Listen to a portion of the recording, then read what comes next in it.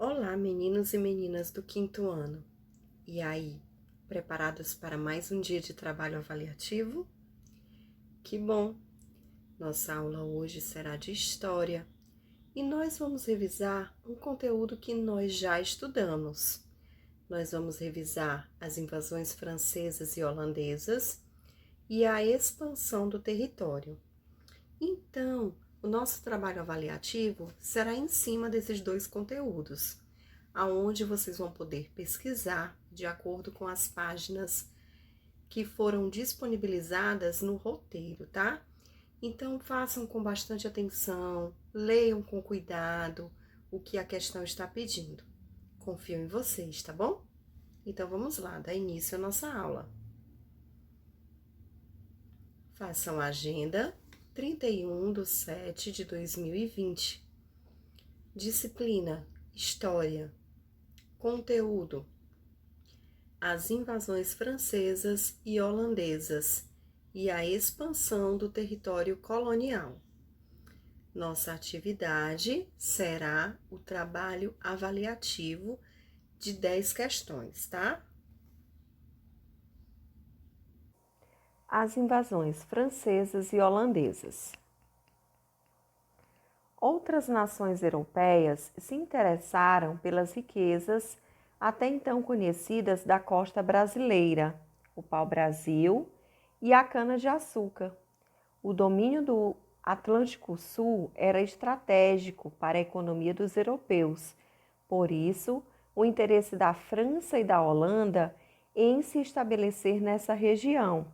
Então, quando os governantes, desses países eles perceberam como a Espanha e Portugal prosperaram depois da colonização do território no continente americano, eles resolveram investir nesse empreendimento em busca de riquezas promovidas principalmente pela cana-de-açúcar.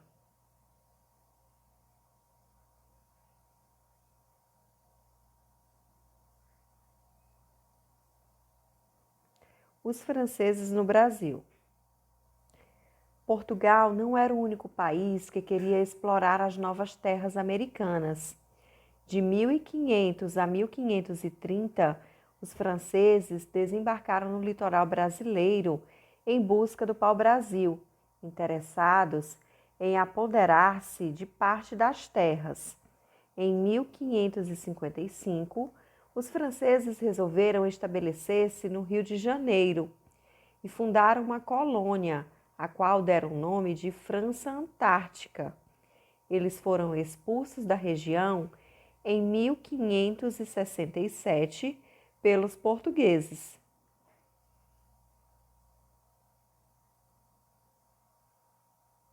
Observem a figura ao lado.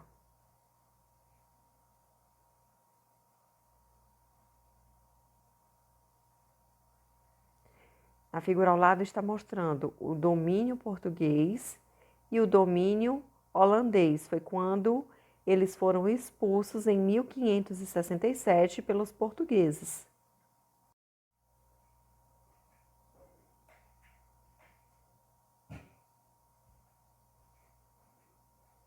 Em 1612, os franceses voltaram a invadir a América Portuguesa. Dessa vez, estabeleceram-se no Maranhão, onde fundaram uma colônia chamada França Equinocial. O que é equinocial? Esse termo faz referência aos locais situados perto da linha do Equador, pois equinócio era um antigo nome dado a essa linha, certo?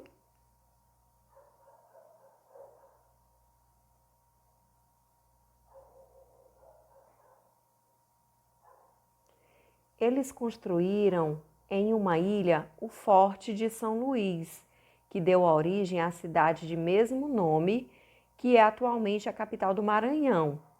Em 1615, os franceses foram expulsos pelos portugueses e o governo local decidiu ocupar a região, pois essa era a melhor forma de defendê-la de novas ocupações.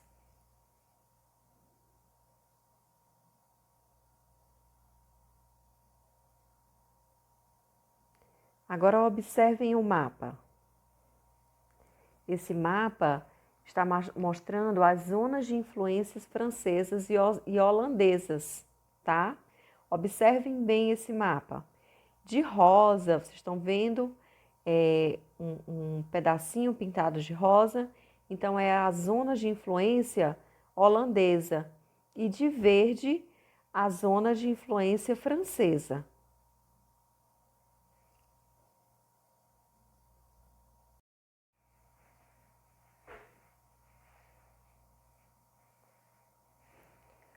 Agora vamos ver um pouquinho dos holandeses no Nordeste.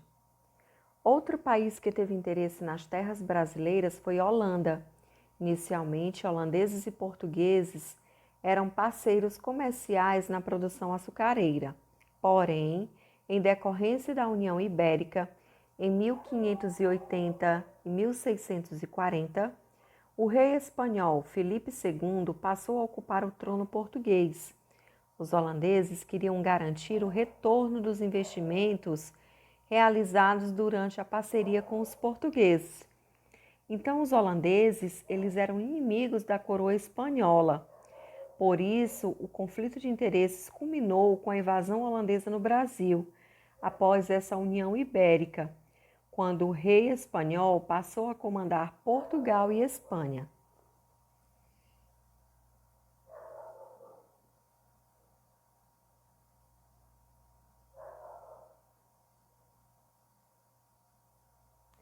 Em 1630, os holandeses tomaram Pernambuco, uma das regiões mais prósperas da colônia, cujo atrativo era a grande produção da cana-de-açúcar. Maurício de Nassau assumiu o governo de Pernambuco e fez a região progredir bastante.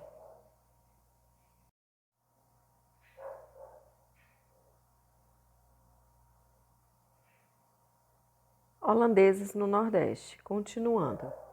O retorno de Nassau à Holanda permitiu que os colonos se voltassem contra os holandeses, numa luta que durou cerca de 10 anos e foi chamada de Insurreição Pernambucana. Os holandeses foram expulsos definitivamente em 1654, mas levaram com eles mudas de cana-de-açúcar que plantaram nas Antilhas, o que acarretou grandes prejuízos ao comércio português de açúcar na Europa.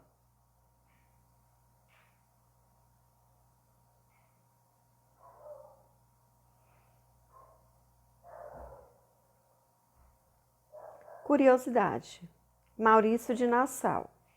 Maurício de Nassau, convidado pelo governo holandês para chefiar a ocupação de Pernambuco, tornou-se um nome de destaque na história da região. Embora a chegada e a permanência dos holandeses no Brasil colonial sejam marcadas por alguns conflitos, nesse período houve relativos avanços na sociedade e na economia da região. Então, essa figura aí está mostrando Maurício de Nassau.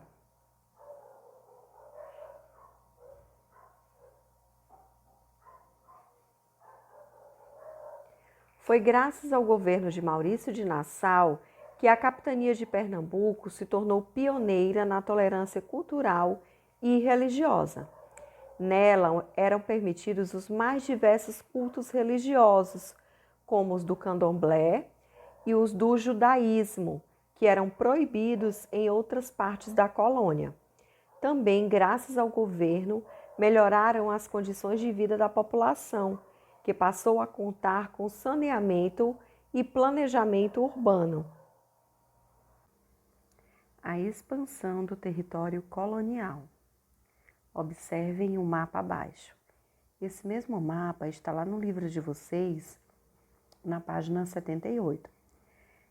Observem atentamente o mapa dos impérios português e espanhol. Nesse mapa, nós podemos observar que o domínio espanhol é bem maior que o domínio português. A maior parte do Brasil pertencia à Espanha mais que aos portugueses. e conseguiram adentrar o território brasileiro, conquistar novas terras e ampliar o seu domínio.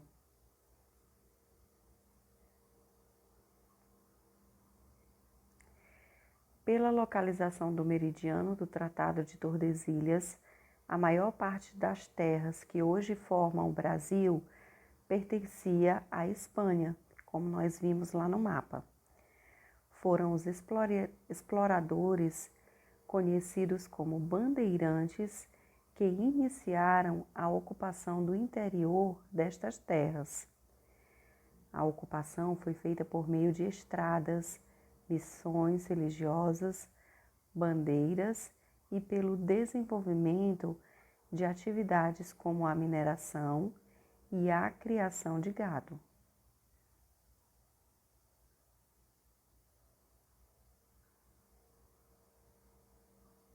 Entradas e missões religiosas. As entradas eram expedições organizadas pelo governo português para penetrar no sertão e reconhecê-lo, aprisionar indígenas para serem escravizados e procurar riquezas minerais. Essas expedições não deveriam ultrapassar a linha estabelecida pelo Tratado de Tordesilhas. Então, essas entradas, organizadas pelo governo português, eles aprisionavam os indígenas para serem escravizados a procurar riquezas minerais para eles. Então, essas expedições, elas não deveriam, não podia passar aquela linha estabelecida pelo Tratado de Tordesilhas.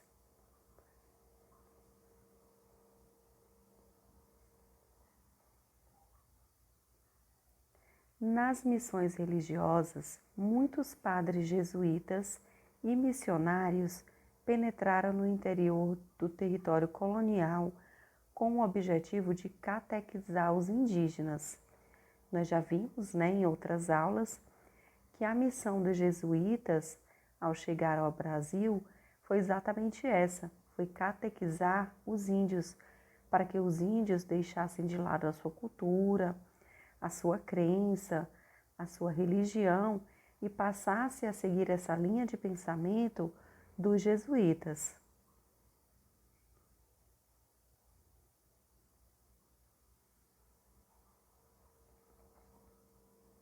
As missões eram aldeias construídas por jesuítas com a força do trabalho indígena. Os guaranis foram um dos povos que passaram a viver na companhia dos jesuítas, no interior das missões. Então, os jesuítas, eles construíram essa aldeia com a força dos indígenas, através dos indígenas. E os guaranis eram povos indígenas que passaram a viver na companhia dos jesuítas no interior dessas missões.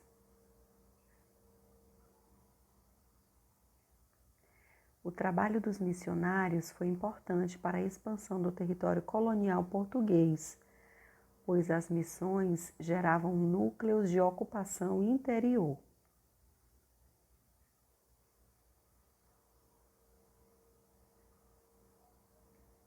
Bandeiras.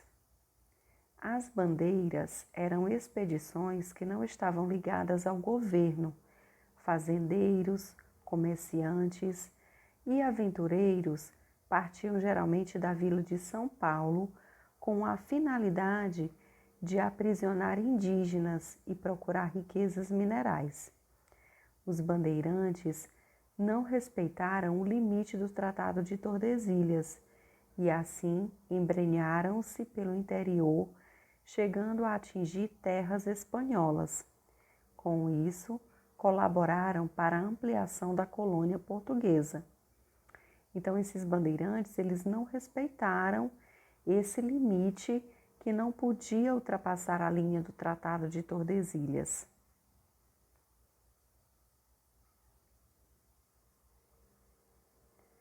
As bandeiras que abriram caminho para o interior eram tipos: bandeira de apressamento, de sertanismo, de contrato e de mineração.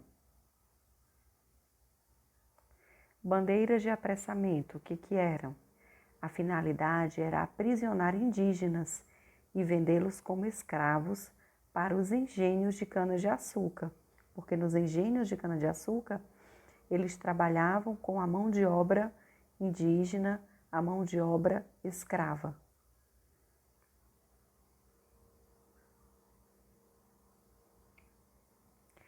Bandeiras de sertanismo de contrato, organizadas para combater os povos indígenas que atacavam as fazendas e para trazer de volta escravizados que fugiam de seus donos e se escondiam nas matas ou nos quilombos. Bandeiras de mineração. Essas bandeiras visavam procurar minerais valiosos, como ouro, prata e pedras preciosas. Elas percorreram o interior, na região dos atuais estados de Minas Gerais, Mato Grosso e Goiás.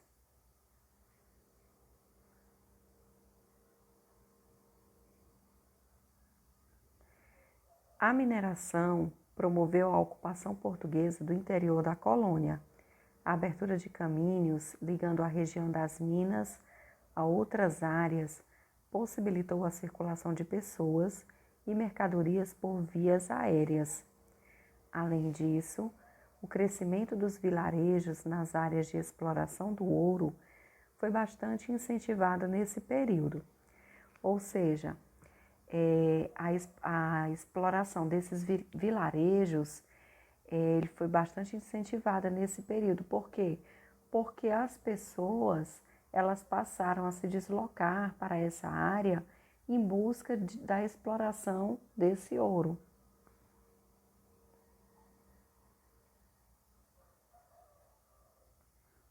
Com essas conquistas, criou-se um mito em torno da figura do bandeirante como herói, mas que eram, na realidade, homens violentos que exterminavam e escravizavam indígenas e africanos.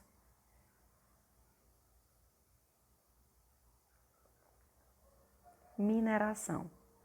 Com a descoberta das minas pelos bandeirantes, ocorreu na época o que se chamou de febre do ouro. Um grande número de pessoas mudou-se para as regiões de mineração e formaram-se muitas vilas e cidades. Essas pessoas elas saíram dos seus lugarejos, das suas cidades, em busca de uma vida melhor, em busca desse ouro.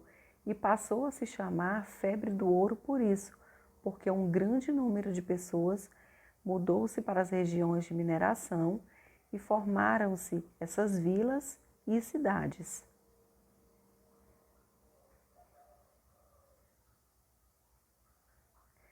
Cidades como Ouro Preto, Diamantina, Sabará e Mariana, todos em Minas Gerais, por exemplo, se formaram em decorrência da mineração. A exploração do ouro e dos diamantes era feita por pessoas escravizadas e também por homens livres que trabalhavam por conta própria.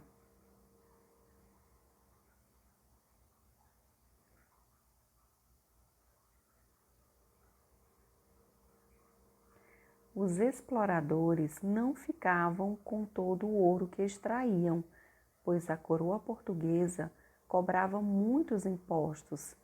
As casas de fundição foram criadas pela coroa para recolher impostos. Então, esses exploradores, o que eles conseguiam encontrar de ouro, eles não ficavam com todo o ouro que eles encontravam. Eles tinham que pagar impostos à coroa. Então, um percentual era da coroa portuguesa. No ano de 1763, a capital da colônia foi transferida de Salvador para o Rio de Janeiro, que ficava mais próximo das regiões das Minas. Então, nesse ano de 1763, A capital da colônia, que era Salvador, passou para o Rio de Janeiro. Para quê? Para que ficasse mais próxima da região dessas minas. Criação de gado. A criação de gado contribuiu muito para a expansão territorial do Brasil. Vilas e cidades originaram-se de currais e abrigos para os tropeiros. Quem eram os tropeiros? Eram pessoas que conduziam as tropas. Os bois eram utilizados para movimentar os engenhos, puxar as carroças no transporte de cana e fornecer carne para alimentação.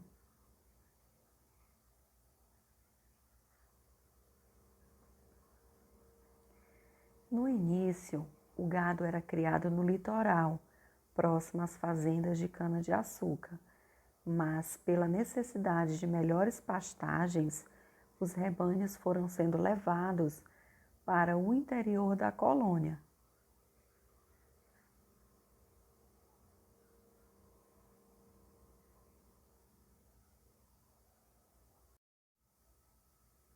O território continuou a crescer. Depois de avançar a linha estabelecida pelo Tratado de Tordesilhas, a expansão foi facilitada por acordos entre as duas grandes metrópoles, Portugal e Espanha. Então, depois de avançar essa linha que foi estabelecida pelo Tratado de Tordesilhas, Portugal e Espanha conseguiram entrar em acordo entre as duas grandes metrópoles, que eram as próprias. Observem esse mapa abaixo. Esse mapa é uma formação territorial.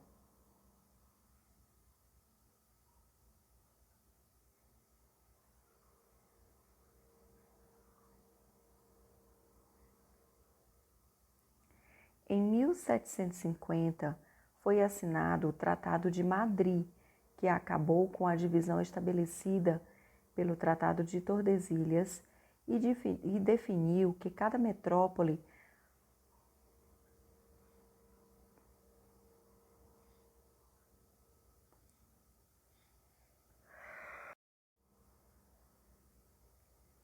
o território continuou a crescer. Em 1750, foi assinado o Tratado de Madrid, que acabou com a divisão estabelecida pelo Tratado de Tordesilhas e definiu que cada metrópole poderia tomar posse de todos os territórios que realmente ocupasse e usasse. Então, a partir desse ano, de 1750, não existia mais essa divisão de governo espanhol e o governo português. Acabou-se com essa divisão estabelecida que era o Tratado de Tordesilhas. Com a mineração, as missões, a pecuária e as bandeiras já haviam ocupado grande parte do interior do continente. Todos esses territórios passaram então ao domínio português. Foi assim que boa parte das atuais regiões sul, centro-oeste e norte passaram a fazer parte do nosso país.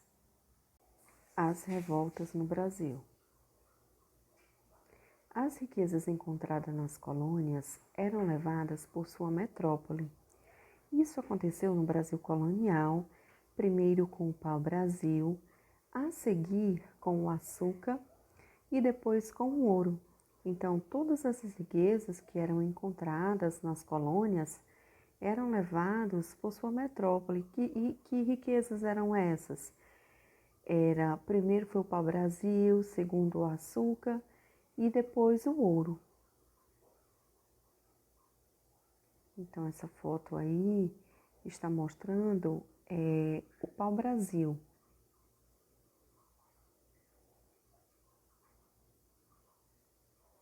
Com o passar do tempo, surgiu um sentimento de revolta contra os abusos e as injustiças cometidas pelos representantes de Portugal. Como? Que abusos eram esses? Que injustiças eram essas? cobrança de impostos excessivos, exclusivo comercial, venda de produtos portugueses por preço altíssimos, entre outros. Muitos colonos começaram a questionar e não aceitar mais o tratamento do governo português. Por essa razão, várias revoltas ocorreram em diferentes lugares, ou seja, eles cobravam impostos excessivos, muitos impostos. Eles queriam exclusividade comercial, eles vendiam os produtos por preço altíssimos.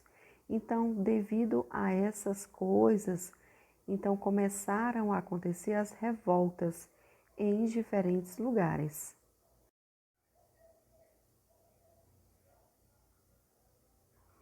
O governo combateu as revoltas com muita violência, prendendo e matando muitos de seus participantes. A revolta de Beckman, a Guerra dos Mascates e a revolta de Felipe dos Santos são exemplos desses movimentos populares.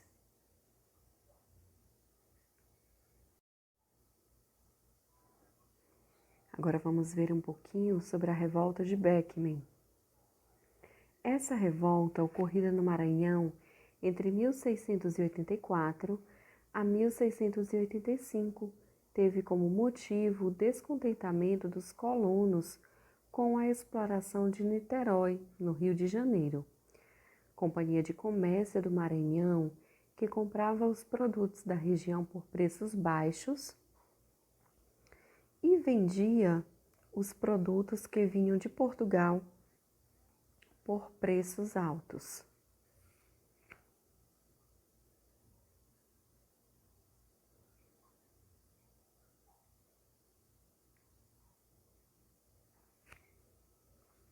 Chefiados por Manuel Beckman, fazendeiro muito rico e respeitado na região, os colonos acabaram com a companhia, mas o governo português sufocou a revolta e prendeu os principais líderes.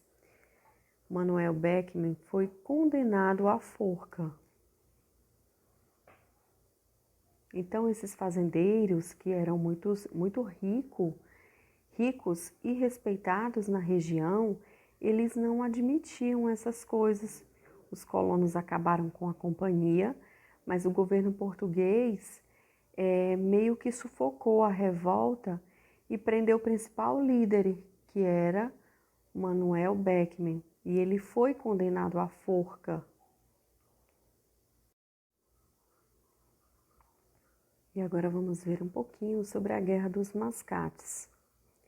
A Guerra dos Mascates ocorreu em Pernambuco, de 1710 a 1714, e foi movida pela rivalidade entre os senhores de engenho de Olinda e os comerciantes portugueses de Recife, apelidados por Mascate.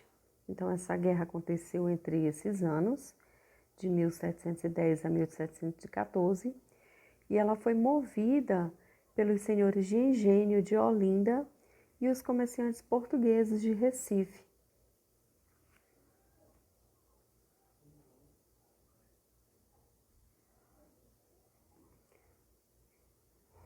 Os olindenses não gostaram da autonomia de Recife, gerada por seu desenvolvimento econômico.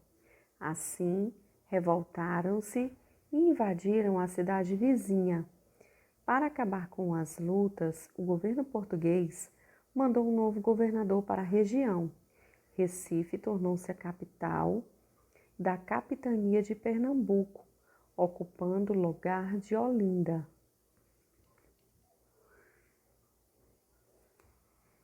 Então, uma figura ao lado está mostrando a Guerra dos Mascates. Agora vamos ver um pouquinho da revolta de Felipe dos Santos. A revolta de Felipe dos Santos ocorreu em 1720, em Vila Rica, no atual estado de Minas Gerais, onde funcionavam muitas casas de fundição.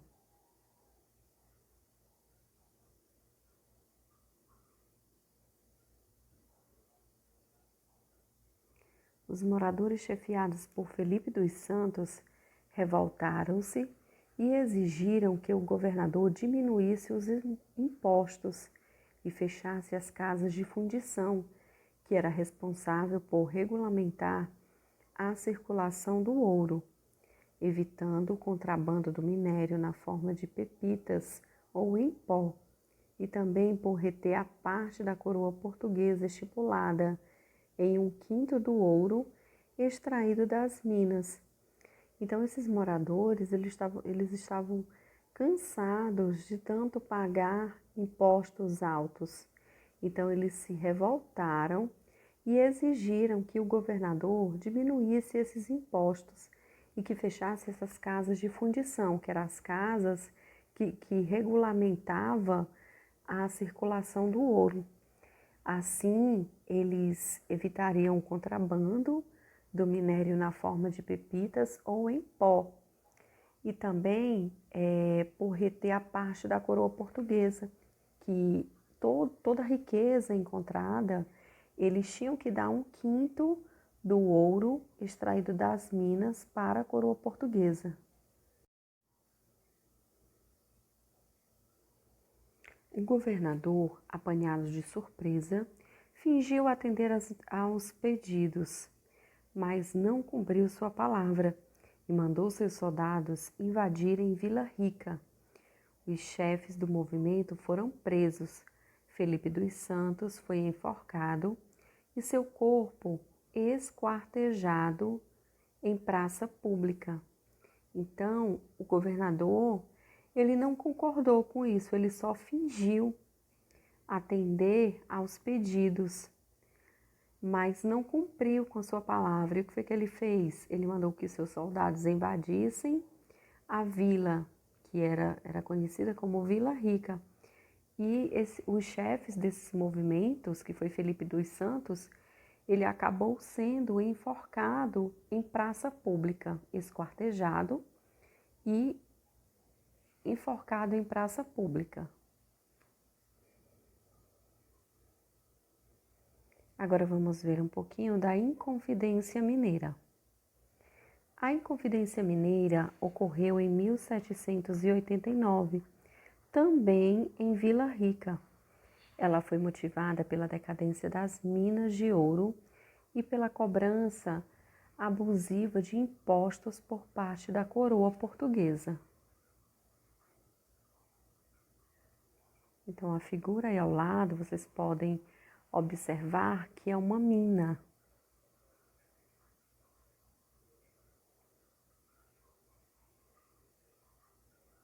Portugal exigia 1/5 do ouro encontrado nas minas, além de determinar que uma cota fosse atingida.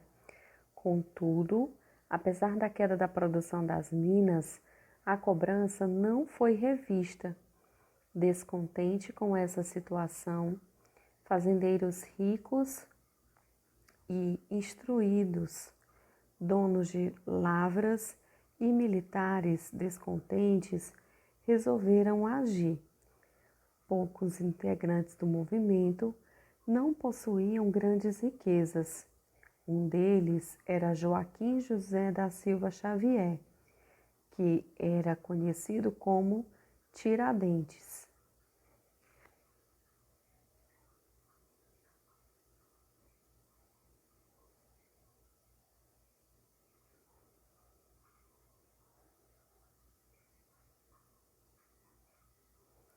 No dia em que a revolta deveria estourar, o dia da derrama, no qual se cobravam os impostos atrasados, um membro dos revoltosos denunciou as intenções do grupo em libertar a região do domínio português.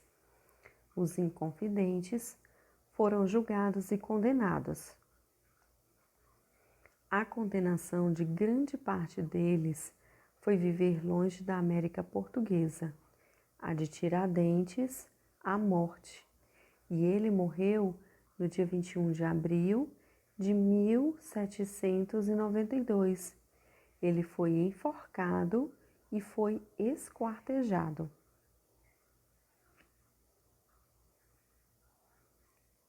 A figura aí ao lado está mostrando Tiradentes. Quem era Tiradentes? Agora vamos ver um pouquinho da Conjuração Baiana. Conjuração Baiana ocorreu em 1798 em razão do grande descontentamento dos colonos em Salvador, na Bahia. Eles reclamavam da falta de alimentos, dos preços altos das mercadorias e dos baixos saldos dos soldados.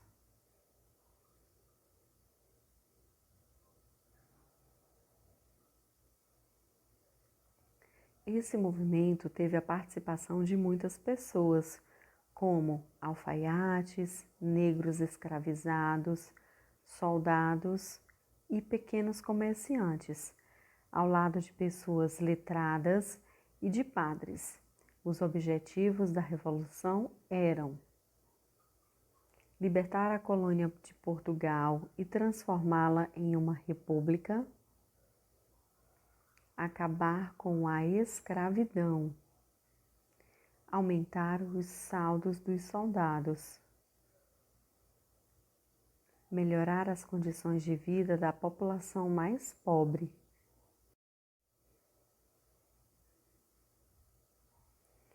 A revolta foi descoberta por causa de um traidor. Muitos revoltosos conseguiram fugir, outros foram expulsos da colônia e 4 foram condenados à morte. Meus amores, a nossa aula chegou ao fim. Eu espero que vocês tenham gostado. Mais uma vez, muito obrigada pela atenção de vocês e até a próxima aula.